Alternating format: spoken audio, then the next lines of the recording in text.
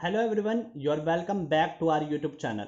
और आज की इस वीडियो में मैं बात करने जा रहा हूँ ब्लैक मैजिक के ऊपर, क्योंकि कई सारे जो मेरे स्टूडेंट्स हैं वो मेरे से अक्सर पूछते रहते हैं कि सर क्या ब्लैक मैजिक जैसी कोई चीज़ हमारे वर्ल्ड में एग्जिस्ट करती है या नहीं करती है। ठीक है। और गॉड के ऊपर भी पूछते हैं कि गॉड वाकई एग्जिस्ट करते हैं कि नहीं करते हैं। तो ऐसे जो क्वेश्चंस होते हैं वो मतलब ऐसी उम्र में, मतलब 18 से 19 साल, 16 साल, 17 साल की जो उम्र के बच्चे होते हैं उनमें ज़्यादा आते हैं। ठीक है। क्योंकि कुछ कुछ मानते हैं, कुछ नहीं मानते, लेकिन कारण सब जानना चाहते हैं कि आखिर इनके पीछे क्या कारण है, क्या इसमें किसी तरीके की कोई वास्तविकता है या फिर नहीं है। तो यहाँ पर हम सेपरेट वीडियो में अलग अलग चीज़ों के बारे में बात करेंगे, गॉड के बारे में अलग वीडियो में बात करेंगे, लेकिन यहाँ पर हम जो मेनली है वो ब्लैक मैजिक के ऊपर बात करने जा रहे हैं।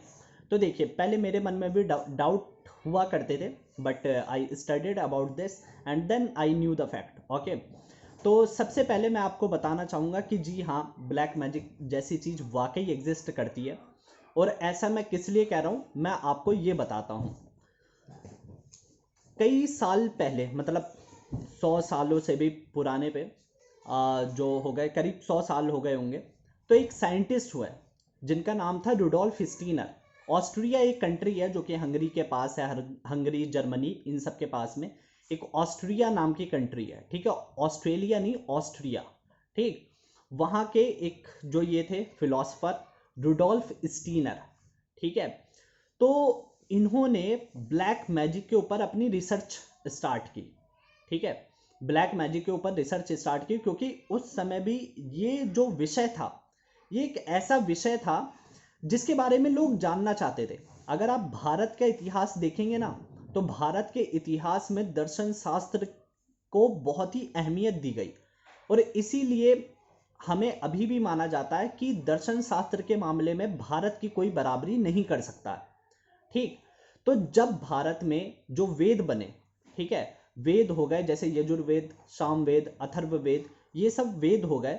तो इनमें भी एक वेद, ठीक है, वो विशेष तौर पर तंत्र मंत्र विद्या को पे आधारित है। यानी उस पूरे के पूरे वेद में पूरी तंत्र मंत्र विद्या के बारे में लिखा गया है। अब आप एक चीज समझिए, अगर ऐसी कोई चीज एग्जिस्ट नहीं करती है तो उस पर पूरी एक किताब तो नहीं लिखी जा सकती, एक पूरा ग्रंथ तो लिखा नहीं जा सकता। कल्पना कितनी हो सकती है? कल्पना 2 पेज, 4 पेज, 100 पेज, 200 पेज, लेकिन पूरा ग्रंथ लिख देना उस तंत्र मंत्र पे, तो ये तो चीज बिना हुए पॉसिबिलिटी इसकी नहीं है।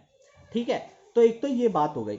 अब हम आ जाते हैं दोबारा उसी पे जहां से मैंने स्टार्ट किया था, कि रुडोल्फ स्टीनर के बारे में।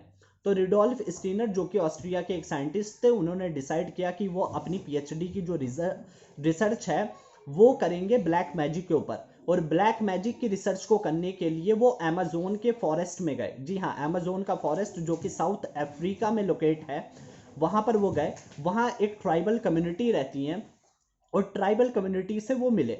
और उन्होंने उन ट्राइबल्स को बताया कि मैं ऐसे ऐसे विषय पर अपनी रिसर्च कर रहा हूँ, यानी ब्लैक मैजिक के ऊपर रिसर्च कर रहा हूँ, तो मैं आपसे जानना चाहता हूँ। वो ट्राइबल कम्युनिटी के पास इसलिए गए क्योंकि उस कम्युनिटी में इस तरीके की मान्यता ज़्यादा फेमस थी। यानी वो कम्युनिटी जो ब्लैक मैजिक के लिए ज़्यादा फेमस थी, तो वो उन कम्युनिटी से मिले, वहाँ उनके बीच में 1 महीने तक रहे। ठीक है। पूरे 1 मंथ उनके साथ स्पेंड किया, उनसे बात की उन्होंने कि क्या ऐसी ब्लैक मैजिक जैसी कोई पावर एग्जिस्ट करती है। तो उन्होंने कहा जी हाँ, करती है, एग्जिस्ट। लेकिन ये तो थे साइंटिस्ट। ठीक है, ये साइंटिस्ट थे। अब इनको साइंटिस्ट के लिए क्या होता है, साइंटिस्ट के लिए बात बस आपने वर्बली कह दी इतने सफिशियंट नहीं रहता। जब तक आप कोई प्रैक्टिकल ना करके दिखाएं, उसको प्रूवन फैक्ट चाहिए होता है। ठीक। तो रुडोल्फ स्टीनर ने कहा उनसे कि क्या आप मुझे कोई प्रैक्टिकल करके दिखा सकते हैं। तो उन्होंने बोला कि जी हाँ, बिल्कुल दिखा सकते हैं। अब उन्होंने रुडोल्फ स्टीनर को एक पेड़ दिखाया। ठीक है। पेड़ दिखाया, हरा भरा पेड़ था, करीब मतलब 7-8 साल हुए होंगे उस पेड़ को। तो उस पेड़ को दिखाया और रुडोल्फ स्टीनर से कहा कि आप साइंटिस्ट हैं, आप इसे पहले एक बार चेक कर लीजिए कि क्या ये कहीं पुराना उराना तो नहीं है।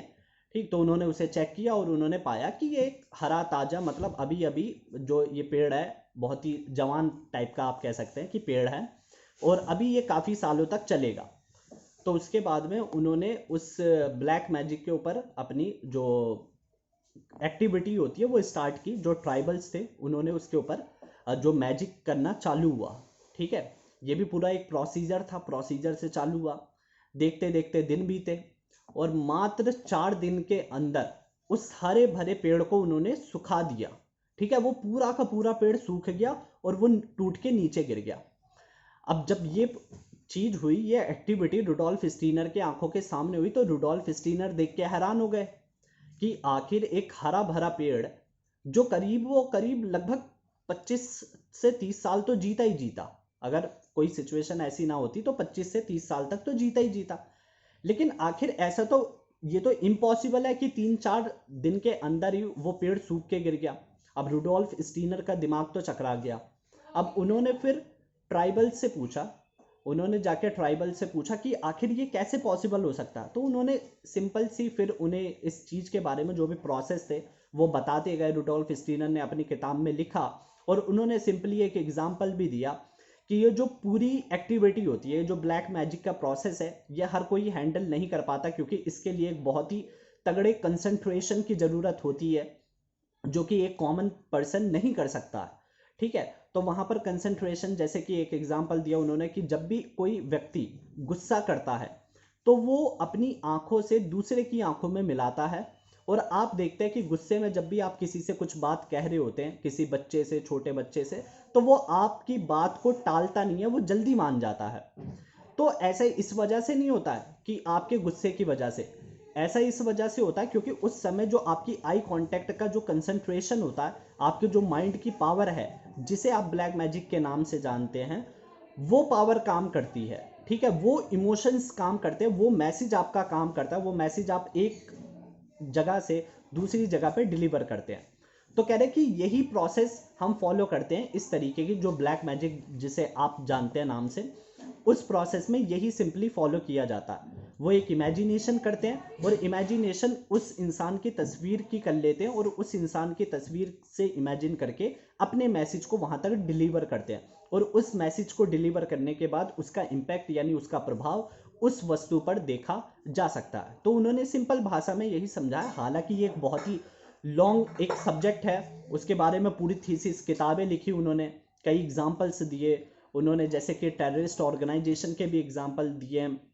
अगर आप देखेंगे गूगल पे भी सर्च करेंगे तो आपको आर्टिकल मिल जाएगा रुडोल्फ स्टीनर से रिलेटेड, जो इन्होंने ISIS पे एक उस पे आर्टिकल लिखा हुआ है। तो वो तुम्हें बताया कि आखिर वो क्यों ब्लैक कपड़े पहनते हैं, ठीक है, और क्यों आखिर वो जब भी किसी का बी हेडेड करते हैं, यानी जब गला काट देना, ऐसी जो एक्टिविटीज़ करते हैं, तो उससे पहले उनको ऑरेंजेस, जो ऑरेंज कलर के कपड़े हैं, ठीक है, संतरी कलर के कपड़े, वो क्यों पहना देते हैं। तो इसके पीछे अगर आप देखेंगे ना पूरी की पूरी फिलॉसफी, तो ये कहीं ना कहीं ऐसी नेगेटिव पावर से रिलेटेड है। वो कहते हैं कि अगर हम ऐसे मतलब ऑरेंज कपड़े पहना के किसी का बिहेडेड करते हैं तो उसको जो है, जो नेगेटिव पावर्स हैं वो हमारी बहुत बढ़ जाएंगी, और इससे हमारी जो ऑर्गेनाइजेशन है, टेररिस्ट ऑर्गेनाइजेशन, उसको एक्सपेंड करेंगी। तो ऐसी तरीके की फिलॉसफी का जो अभी भी इस्तेमाल बहुत ही मतलब तगड़े तरीके से, ज़बरदस्त तरीके से किया जाता है। तो यहाँ पर फिर जब रुडोल्फ स्टीनर की ये रिसर्च निकल के आई, तब जो दुनिया के सामने ऐसा एग्जाम्पल आया जहाँ पर लोगों को विश्वास करना पड़ा कि आखिर ऐसी चीज़ वाकई एग्जिस्ट करती है। तो और एक और एग्जाम्पल अगर आप देख सकते हैं कि जैसे आज के समय में अगर मैं बताऊं तो लैटिन अमेरिका, ठीक है, जो जैसे जो लैटिन अमेरिका है, दो तरीके के अमेरिका है ना, एक नॉर्थ अमेरिका, एक साउथ अमेरिका, तो वहाँ पर लैटिन अमेरिका है। तो लैटिन अमेरिका में एक कम्युनिटी है जिसे ओझा कम्युनिटी के नाम से जाना जाता है। तो अभी भी वहाँ पर ये बात एकदम सामान्य है कि कोई इंसान, ठीक है, कोई इंसान जैसे कि जो ट्राइबल्स है वो अपने आप को कन्वर्ट कर सकते हैं किसी भी ईगल में, यानी वो अपने इंसानी रूप को बाज में कन्वर्ट कर सकते हैं, यानी बाज बन सकते हैं जब भी वो चाहें।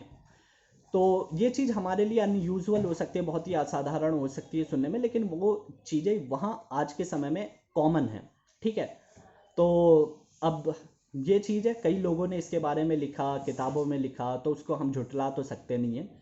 तो अब बाकी आपके मन की बात है कि आप इस पे विश्वास करें या ना करें, लेकिन जो एग्जाम्पल दिए जहाँ तक मैंने पढ़ा, तो यहाँ पर कि मैं तो मानता हूँ कि येस इट रियली एग्जिस्ट, क्योंकि जहाँ पॉजिटिव पावर एग्जिस्ट करेगी वहाँ सीधी सी बात है नेगेटिव तो करेगी करेगी। अगर आप समझे तो यस के बिना नो नहीं होता और नो के बिना यस नहीं होता।